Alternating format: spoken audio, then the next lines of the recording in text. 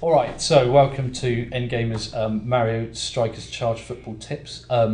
These aren't necessarily super advanced tips, but you know, this is for maybe you just bought the game and you've just gone online and realised that people have got 2 months of these kind of developing these sneaky tactics ahead of you. Maybe you just want to have some ways to stop the most common tactics, some of the most annoying things. We're talking Hammer Brothers here, obviously. So we're going to help you do that. This is our top 10 kind of tricks that have served us very well while playing you and other people online. So yeah, let's get cracking. Right, one handy hint for Donkey Kong is that with his incredibly powerful shooting, you can score from the shooting line. Oh, what's that line called? The centre. The centre line? Don't know. Well, it's that line. That line in the middle. As long as your opponents has scored a goal, you'll obviously start with it. And it's not a case of doing a mega strike. You don't want to hold it too long. You want to hold it for like a second and a half, and it may or may not go in, but it does quite a bit. Not now though. Also works with Petey Piranha. Yeah, same. And yeah, it's a reason why you'll see Donkey Kong picked quite a lot actually by people online. For that sneaky extra goal. Very powerful.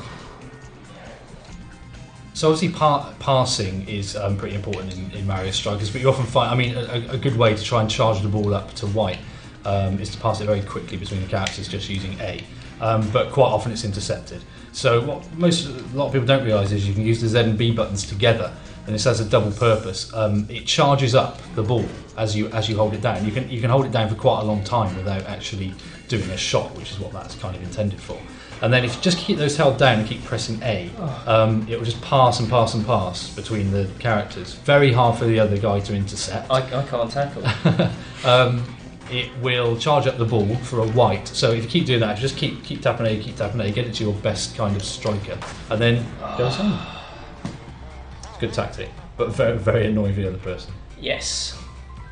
Alright, this is a really good way of getting a real advantage in the match. If you've got one of the kind of lesser power-ups like bananas, it's a really sneaky way of using them in order to get a mega strike. So I'm Luigi up here and I'll show you what you do. You basically run into the corner, and as you get into the corner, just put the power-up down. You've essentially built yourself a wall to get a mega strike in. Try and make it a bit more of an effort one than that. But there's very little that the other guy can do. You've basically penned yourself in. You've got all the time in the world. As demonstrated by Monty Mole taking a rather vicious fall there. Just the way I like it. There's another handy hint, and or more of an infuriating, time-wasting type con thing, but quite good to use if you're in the lead. If you walk into your keeper while you're carrying the ball, you'll actually hand it over to him, and by doing this, you can create this sort of malicious back and forth between your teammates and your keeper, meaning that you can eat through the time of the match and they will just absolutely never be able to get the ball off you. It's a very, very cheap way of winning if you're in the lead. Good way of winning. Yeah, well, good way, cheap way. You know, it's a way. You've won. So yeah, that's a top evil hint. So Matthew here is demonstrating what is commonly referred to online as hammer spamming, which is using this really cheap sort of move by the Hammer Brothers, or Hammer Brother, to stop people tackling him. Just goes all the way to the goal and then uses that really infuriating charged up shot to guarantee a shot.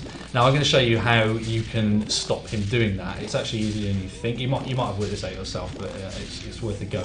Basically there's a little window between each slam of the hammer where you can get in. So the way to do it is to just essentially trick the other person into doing their little Hammer Brothers move. And then as they do it, keep away, just keep away from the radius of it, and then steam right in. Oh! I didn't actually do it properly there, so let's try it again. You come and grab it off me. Okay, so it's about, let's see if I can do it. I probably can't do it while talking, so watch and learn. Like so. Oh! It's just a matter of timing. Should we do it again? Come and grab it off me. Okay, now this time you try and do it when you think I'm going to tackle you, and I'll show you how you. So rather than doing it all the time. Okay. Yeah. So once you've got the hang of it, there's no reason for Hammer Brothers' tactic, the hammer spamming, to ever prevent you from getting the ball back. Alright, so I wanted to show you what my ideal team is. Anyone who's played our NGamer and me online will know that I tend to use Diddy Kong. He's not selectable at the moment, we haven't locked him in the one player on this version, so I can't show you. But Diddy Kong, I think as a captain, is great. I use 2 dry boneses, and 1 Birdo. Birdo for the shooting skills, Diddy Kong for just being fast, and dry bones also for being fast. I think that's the best way to just stop the other team from just grabbing the ball and running with it if you can always catch up and tackle. But the other good thing that Dry Bones has got is this stun the keeper and then shoot ability. Now, a lot of people know about that, but what I do is combine it with power-ups for an absolute guaranteed goal every time. So first, use a power-up like a shell, a bomb or whatever to stop whoever's following you from tackling you, and then as they're lying on the floor, the other guy's confused, go in for the kill. I'll show you what I mean. Matthew is going to try and stop me scoring. Well, I've got to try and get around him with the dry bones. Normally I'm trying to pass up. So I'm going to try and get into a corner. Try and go up where there's not too many characters. Get in a corner, fire your shell, and then in like that. How'd that feel, Matthew? It felt horrible. Should we do it again? Oh, I'd rather not, but I think we should to demonstrate it. Okay, you tackle me to give me a power. Okay, so we're going to do it with a green shell this time. So here's my dry bones. I'll start from back here just to make it fair. So down here, fire shell. Oh, Monty double shot. Really, really annoying for anyone playing online. Do it again and again and again. If they give you the space, you can always get that shot in. Great way of catching up if you don't want to use it all the time. Just that sort of tactic. Here's another useful trick. It's got 2 benefits. It gets you a whole load of items and helps psych out the other player and make them think they're better than they actually are. Basically, if you hold to charge a shot, but without actually charging up to a Mega Strike, so a bit like the earlier shot I did with Donkey Kong, you get a free item for shooting off that charged shot.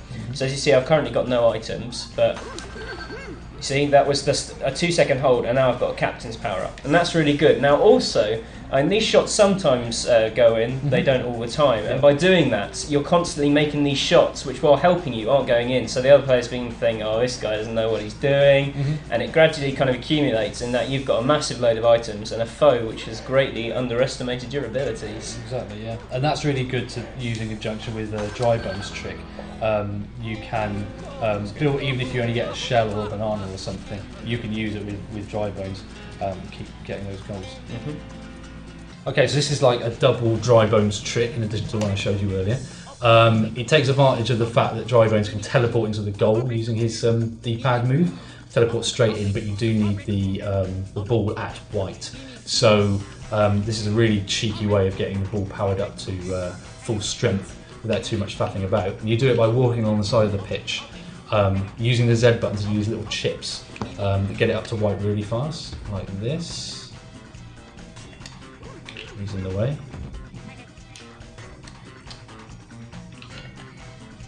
And then I should just be able to walk into the goal at the other end.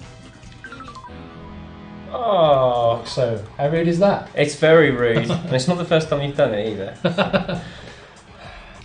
As is often the way with Nintendo multiplayer games, there's a kind of auto-balancing difficulty on the items, in that if you're greatly in the lead, you'll be getting constant streams of bananas and shells, which are useful, as we've demonstrated.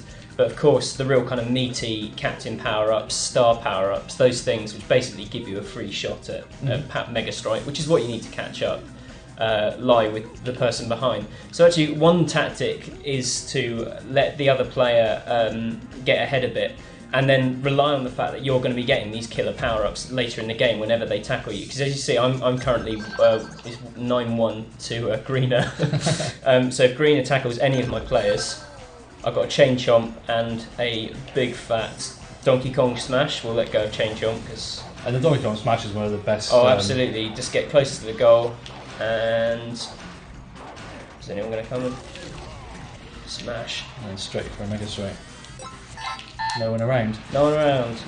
Yeah, so I mean, that's a good way, I think, of again psyching out your opponent a bit. You know, maybe for the first of 3 rounds, you know, like you're not very good, get some great power ups, come back with some Mega Strikes, and then the next round you can have it in the normal I find that if you're winning towards the end of a match as well, people tend to panic. Like if you're suddenly pulling it back, those last 30 seconds are hell, and their performance falls to pieces. Yeah. Okay, so final little trick. This is, not people realise this, using power-ups before your character gets the ball, basically. So this is good if you're preparing a character who's up front for a charged shot and you don't want someone to tackle you or someone to get you immediately you collect the ball from a pass. You can use the power-up before you actually collect the ball and make sure you've got a free go, basically. I'll show you what I mean. Just going to pass it around a little bit. And I'm going to try and get it to the character in the bottom right of the screen and use my shell before I actually receive the ball to make sure that they've got a free strike. I might just run a little bit over here. So like this. Shell, and then I can actually strike before, just after I've used the power up. It's pretty effective. It's great for use with dry bones or Birdo when you want to just have the time to just go straight into the goal, but you see someone waiting for you there. Store that shell up and whack them when they're least expecting it.